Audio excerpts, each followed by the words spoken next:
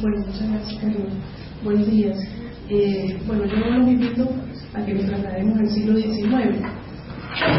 Casi toda la temática del evento estaba enfocada en el contexto actual, contemporáneo, siglo XX, siglo XXI. Entonces, ahora vamos a mirar el periodismo venezolano en el siglo XIX, que es la época que comienzan los primeros periódicos en nuestro país, exactamente en 1808 con la Gaceta de Caracas. Como sabemos, los primeros periodistas eran escritores, es decir, el oficio del periodista no alcanzaba una autonomía y ser escritor y ser periodista era prácticamente lo mismo. Entonces, estos primeros periodistas que tuvimos, bueno, el primero, como saben, es Andrés Bello, que publicó la Gaceta de Caracas, fue el primer redactor de este periódico. Estos primeros periodistas lo que hacían era, primero en la época preindependentista, en la lucha por la independencia, por supuesto hicieron una tarea de lograr la emancipación, promoviendo las ideas libertarias. Aquí en Venezuela hubo mucho periodismo emancipador en favor de la idea de nación, de república, de independencia. Luego que finaliza la independencia, viene el periodo republicano y estos historiadores, estos escritores, periodistas, por ejemplo, muchos se dedicaron a exponer sus ideas en la prensa venezolana de la época. Utilizaron esos escritos para construir un ideal de nación. Era necesario construir esta república, esta naciente república. Entonces, la prensa venezolana de alguna manera sirvió para eso, para construir una nación. Entonces, yo voy a estudiar particularmente esta revista venezolana, El Cobo Ilustrado, que ya se publica en las postrimerías del siglo XIX. Esta revista se llama El Cobo Ilustrado porque la publicaba una empresa editorial denominada El Cobo. Y bueno, la palabra ilustrada, hay algunas hipótesis acerca de que su editor, que se llamó Miguel María Echeverría, era un cobo, pero además era un cobo con una gran sabiduría, es decir, era un hombre ilustrado. Entonces, de allí hay una hipótesis de que el nombre de la revista viene de allí. Pero es una iniciativa de una empresa privada, de una empresa de cigarrillos llamada El Cobo, que además, bueno, tenía vínculos con negocios editoriales, diversos negocios. Debido a que el periodismo no alcanzaba su autonomía, como ya lo he expresado, nuestros escritores tenían que publicar o tenían que dar a conocer su producción en las iniciativas editoriales que se generaban desde el poder. Fíjense que esta revista es uno de esos. Por eso es que esta investigación la baso en el estudio de Bourdieu acerca de la noción de campo. ¿Qué dice Bourdieu?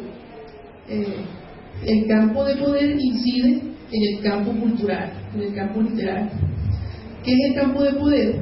Aquellos sectores que tienen, dice Bourdieu, el capital necesario para incidir en el campo cultural. Cuando hablo de capital no es solo monetario, ¿verdad?, sino también capital simbólico, es decir, los premios, los reconocimientos, los signos de reconocimiento. Entonces, esta revista de alguna manera fue un signo de reconocimiento para quien publicaba allí. ¿Qué perseguía? ¿Puede pasar la nave? ¿Qué perseguía esta revista? Bueno, esta revista tenía un ideal de nación cónsono con los cánones de la modernización cultural europea. Bueno, ese es el primer número de la publicación. La publicación comienza en el año 1892. Esa obra se llama El Llanero Domador. ¿Qué trataban de hacer o qué impulsaba nuestra clase dominante en esa época, o la clase intelectual? Buscar la civilización, la urbanidad de este país, digamos, de este territorio, y construir una nación que esté en sintonía con la sensibilidad europea. Entonces, de alguna manera se trataba de edificar o de soñar la unificación de los habitantes en un contexto de un país fragmentado, rural y amenazado por condiciones sociales precarias. Como se ve allí un poco en ese fotograbado, hay un hombre tomando una especie de potro salvaje y tomable.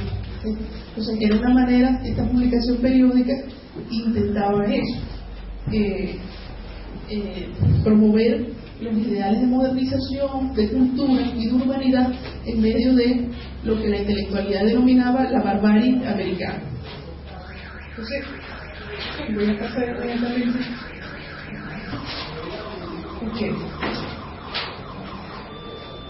La presentación, yo quiero estudiar específicamente la presentación, en este aspecto, estudiar la presentación gráfica de la revista, porque creo que se corresponde con este ideal de nación que la clase intelectual de la época promovía. La presentación gráfica de la revista significó un gran adelanto para la época. Desde mediados del siglo XIX, diversas publicaciones habían incorporado ilustraciones en sus páginas, y a partir de 1880 se comienzan a percibir significativos avances en cuanto a la presentación gráfica de las publicaciones periódicas. Entre las más destacadas podemos mencionar la caricatura, el autógrafo, la ilustración venezolana, todas fundadas en el 1880, a partir de 1880. Hay un antecedente muy importante del Copo Ilustrado, que es el Zulia Ilustrado, una revista de Maracaibo, fundada al cumplirse los 100 años del natalicio del general Rafael Urdaneta. Se ha destacado como el antecedente directo del Copo Ilustrado, también por su presentación gráfica y su particular cuidado en la confección de sus páginas. Pero es el Copo Ilustrado la revista que ha tenido mayor reconocimiento en el siglo XIX por su carácter innovador en el ámbito de la cultura y el arte, expresado en aspectos tales como una propuesta gráfica audaz y una identidad gráfica que se consolidó a lo largo de 23 años de publicación. Ese es otro aspecto que destaca en esta revista, porque a lo largo del siglo XIX casi todas las publicaciones periódicas tenían un periodo de tiempo muy corto, una circulación muy breve, unos meses, un pocos números. En cambio, el Copo Ilustrado pudo sobrevivir 23 años. Desde sus inicios asumió la presentación del formato revista, utilizando el sumario, si quieres adelante, con el cual mostraba el contenido de cada edición. Asimismo, en la portada de cada número tenía una imagen, la página completa, que por lo general representaba algún personaje destacado de la época, una obra de infraestructura o un tema religioso. El fotograbado de la portada por lo general tenía un tratamiento especial, o al menos un comentario en las páginas internas.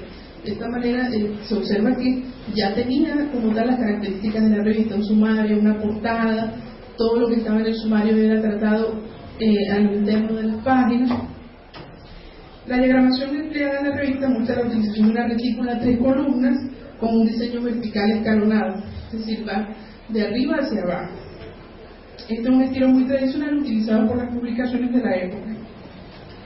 En cuanto a la tipografía, se correspondió esta con un estilo elegante y limpio que era lo que querían proyectar los editores.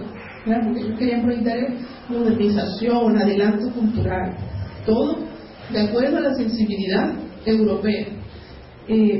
Porque el canon europeo era el que privaba, además. Debemos recordar que en esa época el capitalismo comienza a expandirse en estas tierras, y bueno, a partir del gobierno de Guzmán Blanco se le da especial interés a la imagen que debe proyectar un país para poder atraer inversión, para poder atraer al capital internacional, entre otras cosas. Bueno, la construcción de la nueva sensibilidad urbana se percibe en el alto valor que la publicación le confiere a sus fotograbados, mediante los cuales se asumen como los primeros promotores del establecimiento de la industria del fotograbado en Venezuela. El fotograbado era una técnica que consistía, si quieres adelante, en reproducir imágenes a través de una placa metálica en relieve.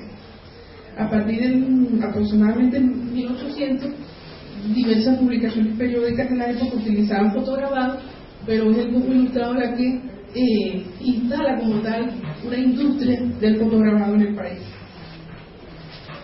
Siguiente lápiz. Bueno, voy a hablarles un poco de la fotografía, ya para terminar, para ir concluyendo, de la fotografía que mostramos, de las imágenes consona con el ideal de nación que manifestaba esta revista. En la revista el cuerpo masculino se presenta como signo de reconocimiento, un cuerpo en posición circunspecta, educada, racional, ejerciendo autoridad y fungiendo como un símbolo de poder en una sociedad patriarcal. Se individualiza y fragmenta la vida y la trayectoria de los personajes ilustres para generar sentido de moral en el resto de los ciudadanos. Se les proyecta como sujetos disciplinados cuya conducta debe emularse y multiplicarse. Siguiente. Bueno, es a lo que me refiero. El ideal de ciudadano que proyecta la revista, solo también con la sensibilidad europea. En el caso de la mujer también sucede igual. Siguiente. La otra. La revista muestra con regularidad imágenes de las damas de clase alta de la época que lucían trajes acordes con la moda francesa. La tendencia hacia la pose y el exhibicionismo es un elemento a destacar en esta revista, además de la preocupación por el vestir, un aspecto que después de la etapa colonial siempre estuvo presente en la clase alta. Para mostrar los avances de la modernización cultural de la nación, para la élite dominante se hacía necesario cuidar los comportamientos sociales.